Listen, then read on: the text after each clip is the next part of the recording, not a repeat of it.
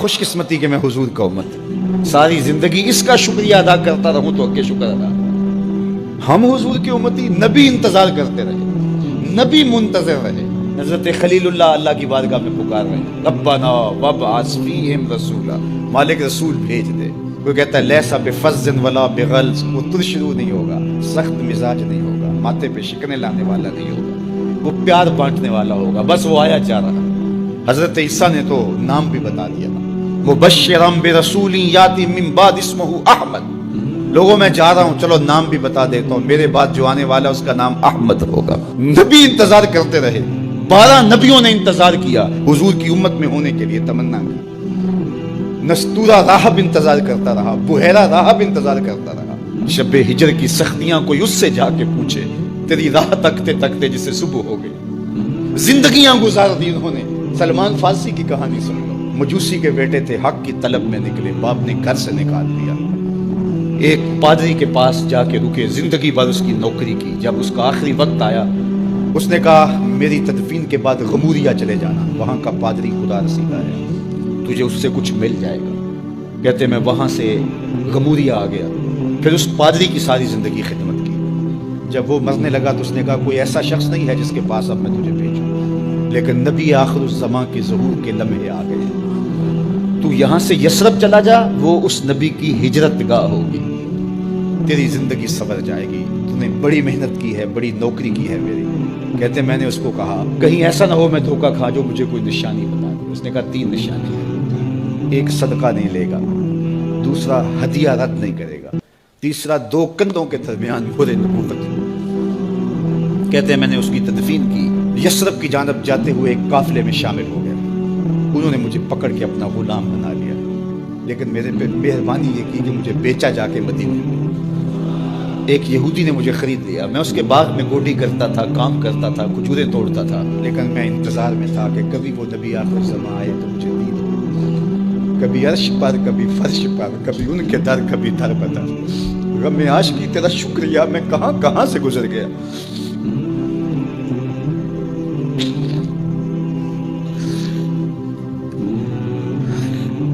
کہتے ہیں ایک دن میں اپنے باغ میں کھجوریں توڑ رہا تھا کہ ہواؤں میں مستی پیدا ہو گئی اور ہر سمت سے طلع البدر علینا کی صدائیں گونجنے لگی۔ میں سمجھ گیا کہ وہ لمحے آ گئے، میں نے چھلانگ لگا دی اور دوڑ پڑا۔ میرے آقا نے سمجھا شاید غلام بھاگ گیا، اس نے دوڑ کے مجھے پکڑ لیا۔ میں نے اس کو کہا کہ میں نوکر تیرا ہی ہوں، لیکن دل نوکر کسی اور کا ہے، میں بھاگوں گا نہیں، مجھے جانے دے۔ میں کچھ کھجوریں لے گیا تھا صدقے کی نیت سے، جا کے حضور کو پیش کی۔ آقا کریم نے فرمایا ہم نبی صدقہ نہیں لیتے۔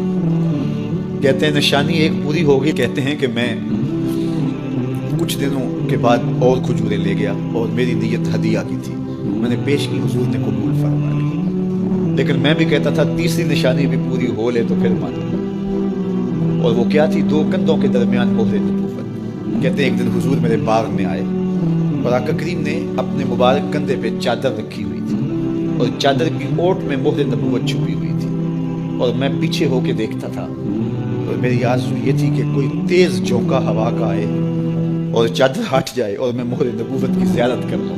حضور میرے ارادہ قلب سے آگاہ ہوئے، فَأَلْقَى إِلَيَّ رِدَاءَهُ، حضور نے چادر اتار کے میری جانب پھینکی اور پھر ایسے رخ کر کے فرمایا انظر إِلَى مَا أُمِرْتَ بِهِ، اس پادری نے جو بتایا تھا دیکھ لے آ کے۔ تو کہا میں نے دیکھا کہ حضور کے رخ کے درمیان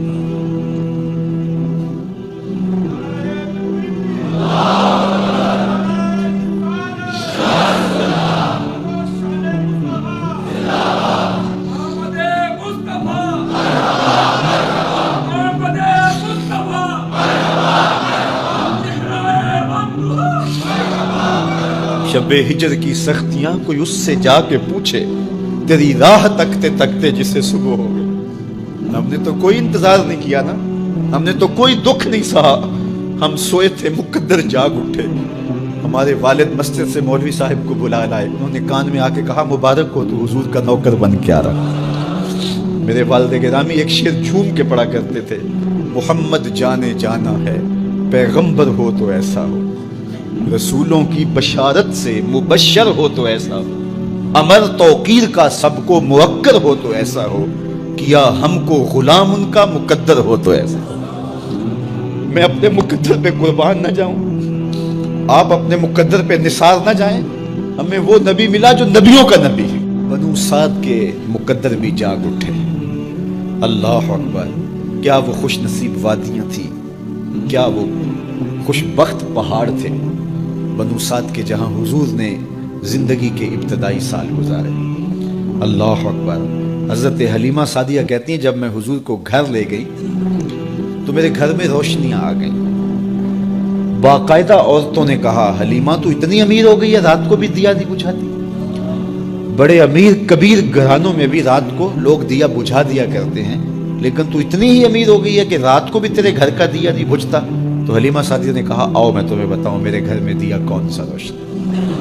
باقاعدہ ہم جولیوں کو بلایا، پالنے میں حضور تھے، اشارہ کر کے کہا ما کننا نحتاج الی السراج من یوم اخذناہ، جب سے یہ پیارا گھر آیا ہے میں نے سارے دیے توڑ دیے، دیے کی ضرورت نہ مشعل کی حاجت، عجب روشنی تو نے پائی حلیمہ، بڑی تو نے توقیر پائی حلیمہ، بنی تو محمد کی دائی حلیمہ۔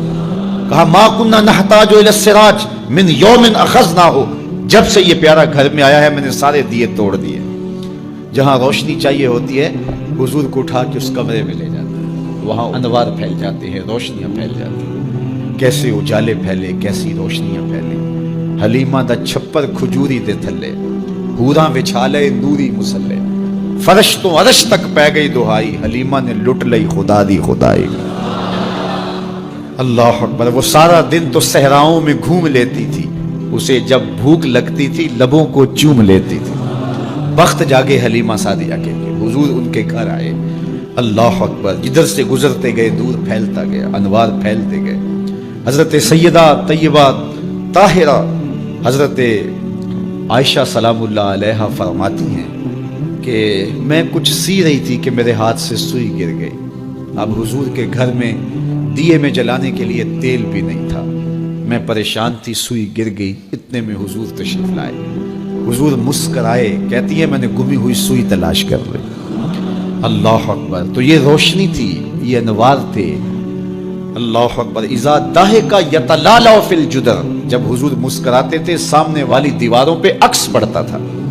اللہ اکبر! جب مسکراتے تھے نور پھیل جاتا تھا۔ اذا تکلم رؤیا کالنور یخرج من بین ثنایاہ، حضور کے سامنے والے دانتوں میں ہلکا سا فاصلہ تھا، اور جب آقا کریم گفتگو کرتے تھے وہاں سے نور کی کرنیں چھن چھن کے نکلتی تھیں، انوار پھیل جاتے تھے۔